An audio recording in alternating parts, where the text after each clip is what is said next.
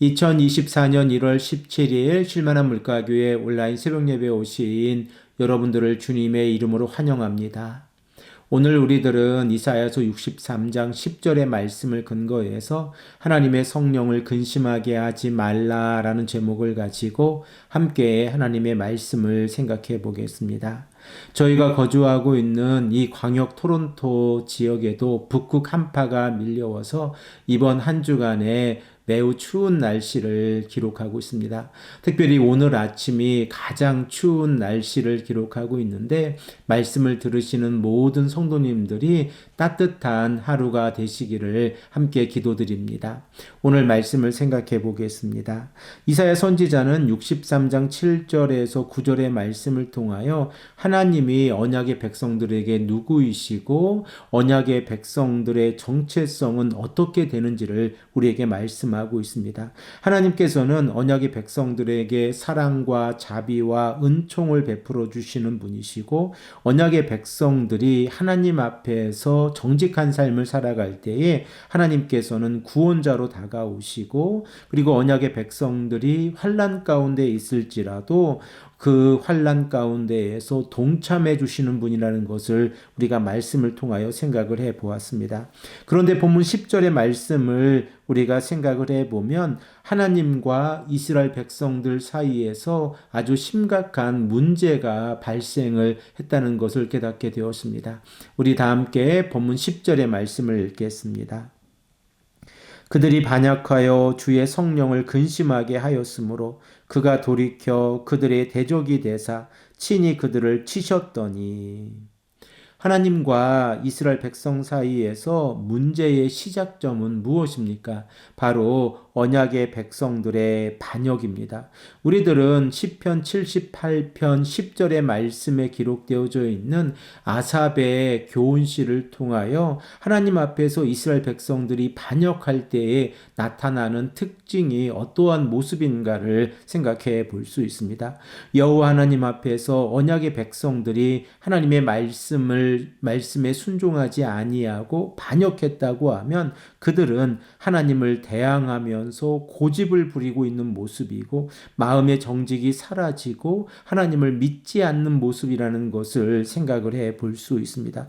그러므로 이 땅을 살아가는 온 성도들이 하나님 앞에서 말씀에 순종하지 아니하는 삶을 살아갈 때에 그들은 하나님 앞에서 반역한 삶을 살아가게 되어지는데 그 결과 하나님의 성령을 근심하게 한다는 사실을 우리가 깨닫게 되어집니다. 우리가 일상의 삶 가운데에서 하나님을 믿지 아니하고 정직이 사라지고 하나님을 대항하였을 때에 하나님의 성령을 근심하게 한다고 하면 이 근심하게 하다라고 하는 히브리어의 동사의 의미는 무엇입니까? 우리들은 근심하다라고 하는 히브리어 동사의 가장 기본적인 뜻이 상처를 입히다라는 의미를 먼저 생각을 하고 근심하다라는 의미를 생각해 보길 원합니다. 구약 성경에서 하나님의 성령이 근심이 되어졌다고 하는 것은 인간의 죄로 인하여 하나님께 상처를 입혔다는 것을 의미합니다. 그래서 창세기 6장 6절의 말씀을 보면 하나님께서는 사람들의 죄악으로 인하여 근심하고 계신 모습이 기록이 되어져 있는데 창세기 6장 5절의 말씀을 보면 세상에 죄악이 가득 찼고 그들의 마음에 생각하는 모든 계획들이 악했다고 라고 말씀을 하고 있습니다. 그 결과 하나님께서 사람을 창조하신 것을 한탄하시고 근심하셨다라고 하는 그 의미는 하나님께서 인간의 죄악으로 인하여 마음의 상처를 입으셨다라고 하는 것을 의미합니다. 우리 다 함께 창세기 6장 6절의 말씀을 읽겠습니다.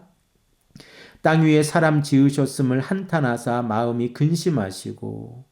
그러면 하나님의 마음에 하나님의 성령의 마음이 근심하게 되어졌다고 하면 그 결과는 어떻게 되어집니까? 오늘 본문 말씀 10절 하반절의 말씀을 보면 그가 돌이켜 그들의 대적이 되사 친히 그들을 치셨더니 라고 말씀하고 있습니다. 언약의 하나님께서 언약의 백성들의 삶을 보호해 주시고 공급해 주시는 것이 아니라 언약의 하나님께서 언약의 백성들을 친히 치셨다라고 말씀을 하고 있습니다. 우리들은 창세기 6장 5절의 말씀을 통하여 세상에 죄악이 가득했을 때에 하나님께서 그들을 심판하시는 것을 생각해 볼 수 있습니다. 노아의 시대에 죄악으로 인하여 하나님께서 심판을 결정하셨을 때에 노아의 방주에 들어오지 아니하는 모든 자들은 하나님 앞에서 심판을 받았습니다. 그리고 이러한 모습이 오늘 본문 말씀에도 동일하게 적용이 되어진다는 것을 우리가 깨닫게 되어집니다. 그러면 우리들은 언약의 하나님께서 왜 자신이 사랑하시는 언약의 백성들을 심판하시는지를 생각을 해 보아야 하는데, 우리들은 언약의 한 가지 측면을 생각을 하면서 다른 측면을 잃어버리고 있을 때가 많이 있습니다. 그 다른 측면이 무엇입니까? 만일 언약의 백성들이 하나님의 말씀에 순종하지 아니하였을 때에 그들은 하나님의 진노의 대상이 되어진다고 하는 사실입니다. 모세 또한 이스라엘의 백성들에게 언약을 파기하였을 때에 그들이 감당해야 될 일이 얼마나 심각한지를 신명기 28장 15절에서 말씀하고 있습니다. 우리 다 함께 이 말씀을 읽겠습니다. 내가 만일 내 하나님 여호와의 말씀을 순종하지 아니하여 내가 오늘 내게 명령하는 그의 모든 명령과 규례를 지켜 행하지 아니하면 이 모든 저주가 내게 임하며 내게 이를 것이니. 모세가 이스라엘 백성들에게 말씀하고 있는 내용이 무엇입니까?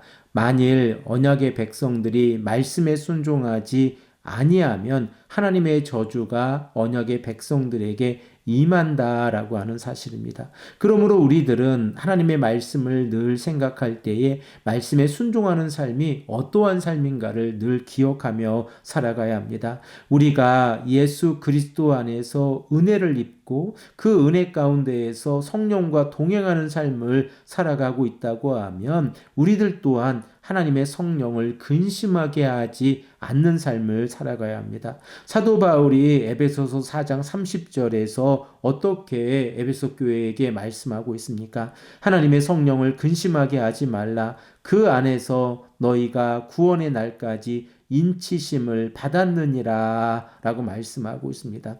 하나님의 성령과 동행하는 삶을 살아가는 성도들이 하나님의 말씀에 순종하는 삶을 살아간다고 하면 그들은 구원의 날까지 하나님의 인치심을 받은 백성으로서 이 땅에서 살아갈 수 있습니다. 오늘 하루 우리가 이러한 삶을 살아가기를 소망합니다. 하나님의 말씀에 순종함으로 우리 자신을 의의 도구로 하나님께 드리며 하나님의 백성으로서 이 땅을 살아가는 귀하고 복된 성도님들이 되시기를 간절히 축복합니다. 함께 기도드리겠습니다. 아버지 하나님 감사합니다. 오늘도 우리에게 말씀하셔서 하나님의 성령이 우리에게 임하셨을 때에 우리들의 모습이 어떠해야 하는지를 우리가 말씀을 통하여 생각해 보게 하시니 감사합니다.